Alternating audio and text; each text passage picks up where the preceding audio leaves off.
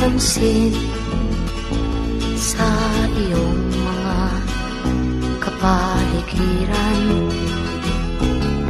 Kay dumi na ng hangin, pati na ang mga ilog natin.